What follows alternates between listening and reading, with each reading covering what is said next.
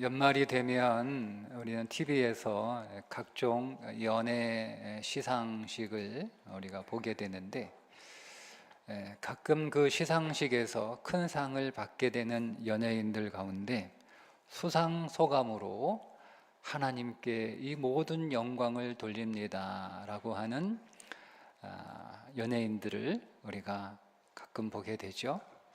공중파에 다 방송이 되고 있어서 많은 사람들이 그 장면을 보고 있는 가운데 신앙 고백을 공개적으로 한다라는 것이 멋있죠.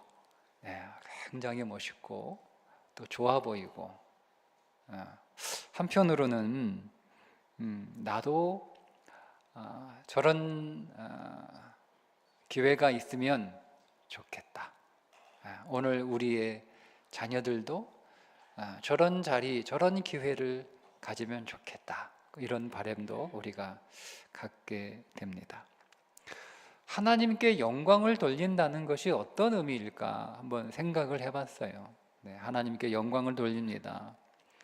우리가 그런 표현들을 종종 쓰고 있는데, 하나님께 영광을 돌린다라고 하는 것은 예를 들자면 시상식에서 상을 받은 사람이 이 모든 영광을 하나님께 돌린다라고 하는 것은 그 상의 가치가 하나님께 영광을 돌릴 만큼 매우 가치 있다는 뜻이잖아요. 나는 이 상의 가치가 하나님이 내게 주시는 상의 가치로 받는다. 사람이 주는 상이 아니라 하나님이 주시는 상으로 여겨 내 이 상의 가치는 하나님의 영광의 수준의 가치인 것을 고백하는 것이 하나님께 영광을 돌린다라고 하는 의미가 아닐까.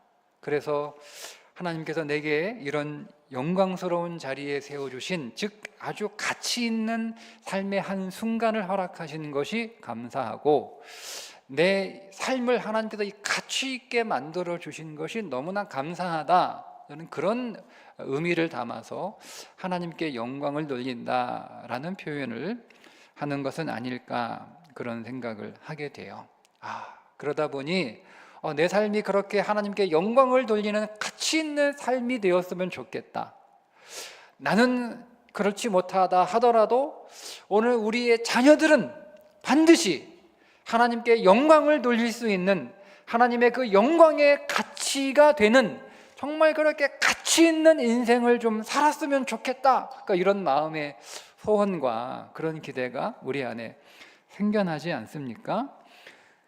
그런데 우리 자녀들이 다 연예인이 될 수 있는 건 아니잖아요. 여기 나와 있는 6명 중에 한 명이 혹시 연예인 될지는 모르겠으나, 우리가 다, 우리 자녀들이 다 이렇게 연예인이 되거나 그런 어떤 상을 받을 수 있는 그런 자리에 설 수 있는 어떤 그 직업을 갖게 된다는 것은 쉽지 않은 일이잖아요. 그렇다면 그렇게 소수의 어떤 특별한 재능을 가지고 있는 사람들만 그런 가치 있는 삶을 살 수 있는 것이고, 또 그렇게 하나님께 영광을 돌리는 삶을 살 수 있다는 말인가? 그건 아닌 것 같지요.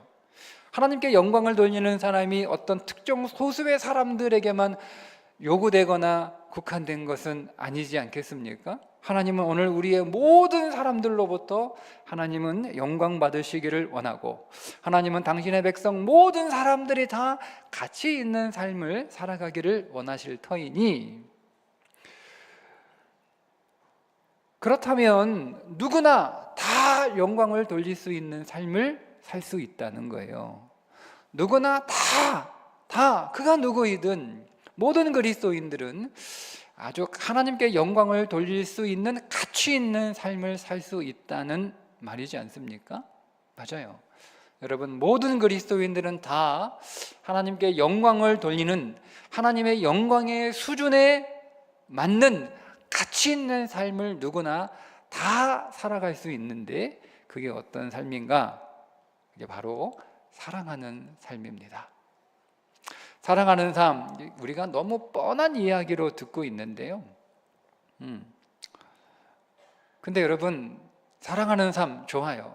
사랑하는 삶을 살면 그것이 가치 있는 삶이고, 내가 사랑하는 삶을 살면 그것이 하나님께 영광이 되는 삶인 것 좋다.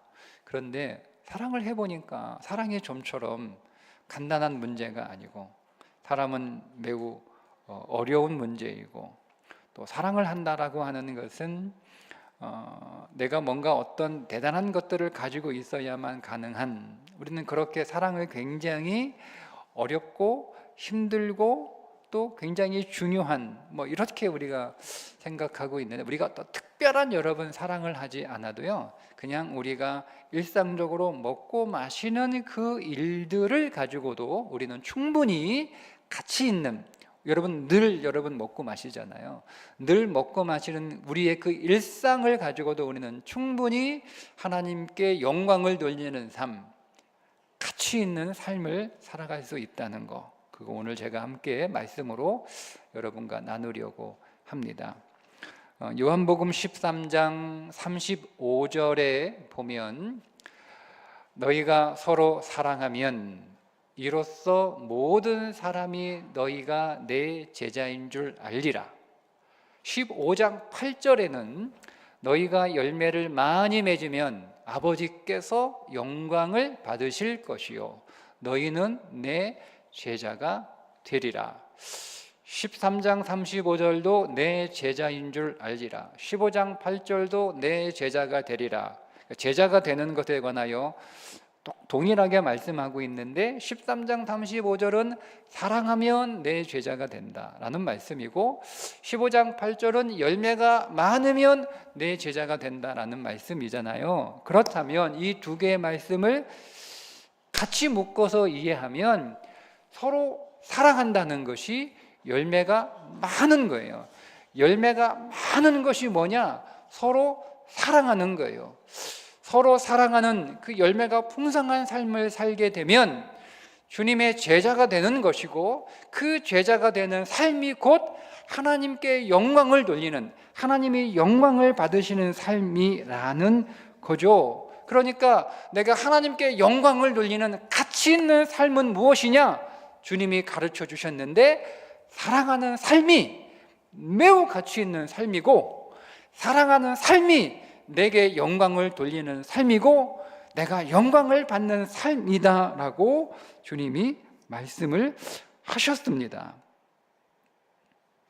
그러니까 여러분, 하나님께 영광을 돌리는 삶이 내가 무슨 연예인이 돼서, 무슨 스타가 돼서 큰 상을 받는 자리에 서야만 하나님께 영광을 돌릴 수 있는 것이 아니고, 내가 일상적으로 먹고 마시는 그 일들을 통해서도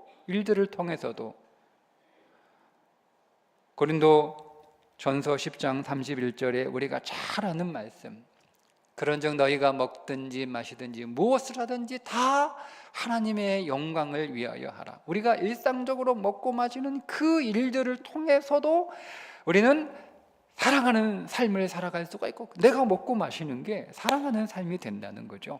내가 먹고 마시는 이거 일상적인 누구나 다 하는 그런 삶이 아주 가치 있는 삶이 될 수 있다는 거죠. 그것이 하나님께 영광이 되는 삶이요, 그것이 사랑하는 삶이요, 그것이 열매가 풍성한 삶이 될 수 있다라는 말씀입니다. 그런데 여러분, 이 말씀에 배경이 있어요. 도대체 어떤 이유 때문에 무엇을 먹든지 마시든지 다 하나님의 영광을 위하여 하라고 말씀을 하셨을까? 그 배경이 뭐냐면, 고린도 교회에 먹는 문제 가지고 서로 싸우고 있었던 거예요. 그 먹는 문제가 뭐냐면 우상 제물을 먹는 것 때문에, 우상으로 바쳐진, 신전에 바쳐진 제물이 그게 이제 시장에 아주 싼 값으로 나옵니다. 그러니까 돈이 없어서 고기를 먹고 싶어도 평상시에 고기를 먹지 못하는 사람들은 시장에 싼 값으로 나온 신전에 바쳐졌던 고기를 사 먹는 거예요. 근데 이걸 성도들도 그 고기를 사 먹는 것을 보고 고린도 교회 안에 믿음이 강한 자들이 뭐라고 얘기하냐면, 아니 어떻게 아무리 고기를 먹고 싶어도 그렇지, 어떻게 우상 신전에 올라갔다 내려온 고기를 먹을 수 있냐, 막 이렇게 비난하는 거예요. 그러니까 그 고기를 싼값이라도 사 먹었던 성도들은 귀신이 어딨냐, 귀신이.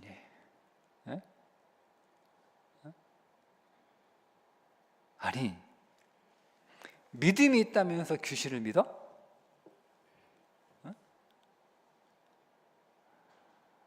당신들은 돈이 많아서 제대로 된 고기 사 먹을 수 있어서 아무렇지도 않은지 모르겠지만, 돈 없어서 고기도 못 먹는 우리들한테 고기 한 근 사다 주지도 않으면서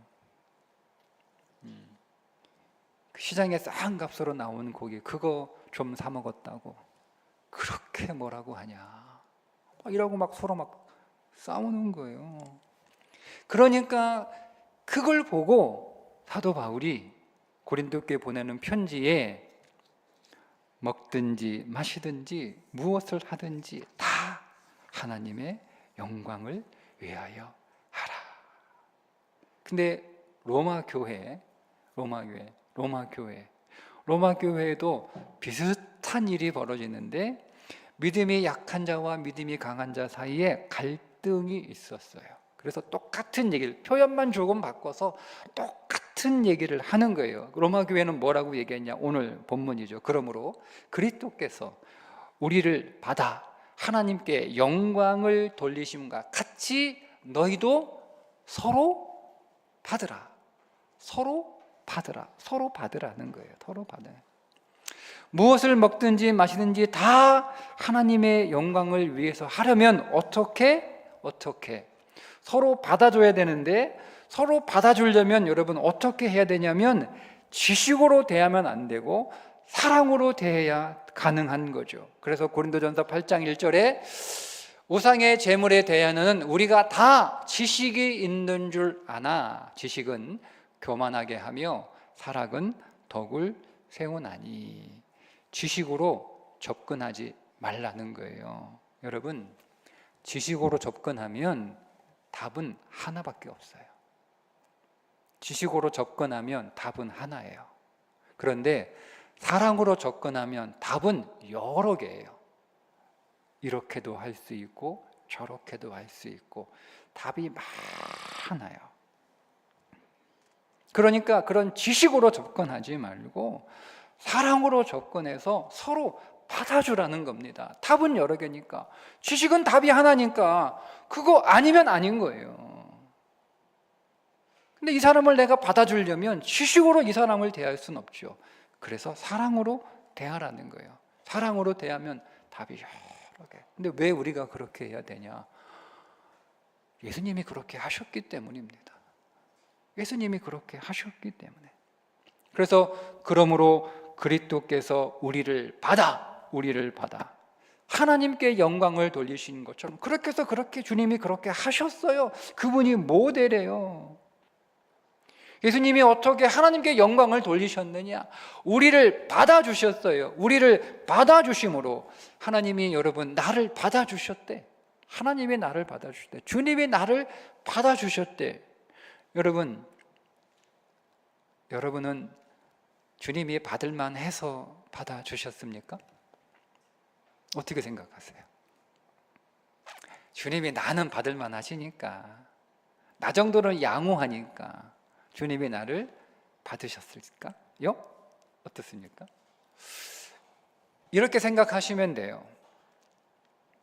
여기 계신 분들 가운데 모든 분들이 저를 다 받아줄 수 있나요? 어떻습니까? 네? 여기 계신 분들이 한 사람도 빠짐없이 저를 다 받아줄 수 있을까? 제가 한번 생각해 봤어요. 저분은 나를 받아주시겠구나. 나를 지금까지 받아주셨구나. 저분은 나를 안 받아주겠지. 지금까지 안 받아줬으니까. 그죠? 네. 저는 사람들도 다 받아주지 못하는 존재입니다. 사람들도. 근데 여러분들이 저보다 뭐 잘났어 봐요. 얼마나 잘났어요.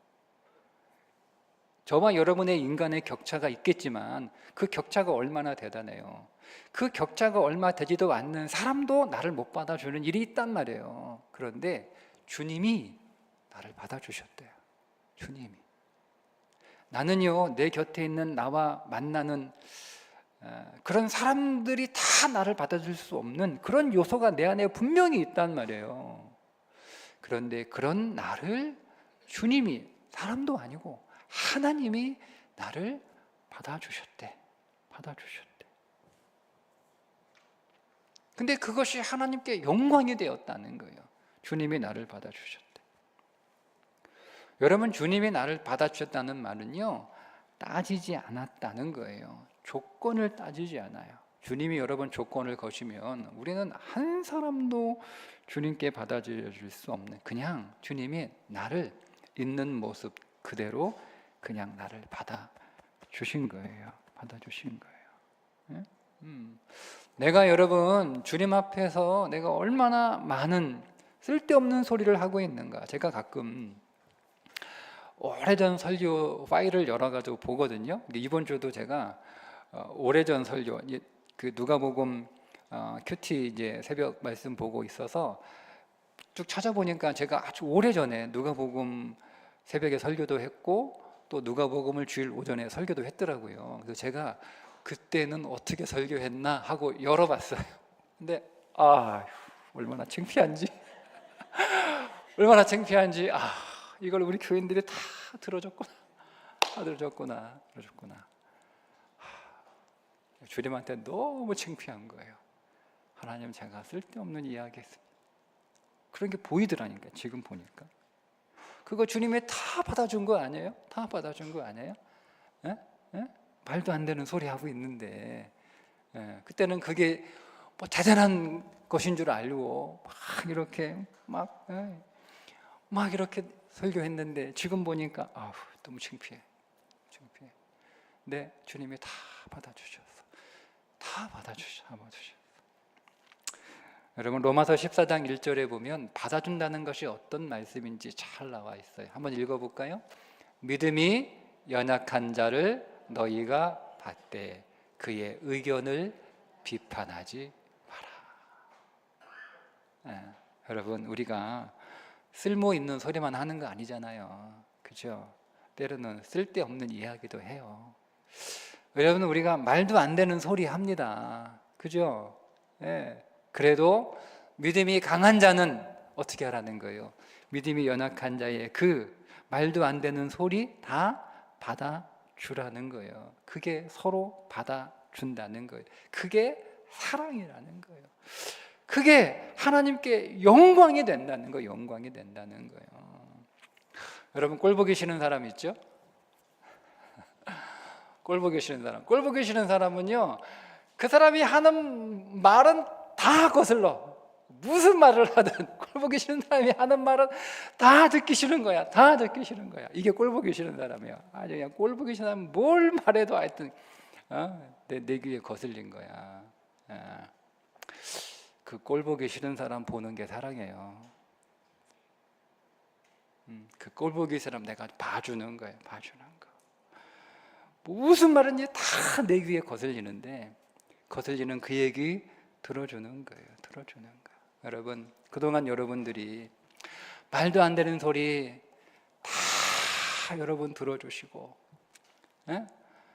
쓸데없는 얘기해도 그거 다 받아주고 다 여러분 그렇게 품어주셨으면 여러분 하나님께 영광을 돌리는 삶을 그동안 사신 거예요. 아멘. 내가 큰 자리에서 큰 상을 받지 못했어도 여러분, 그건 한 번이잖아. 내 인생에서 한 번 그 상 딱 받고 하나님께 영광을 돌리는 삶, 그 한 번보다는 내가 매일매일 일상을 통해서 내가 믿음이 연약한 자들의 삶을 내가 다 받아주는 거예요. 다 들어주는 거예요. 1시간이고 2시간이고 다 들어주는 거예요.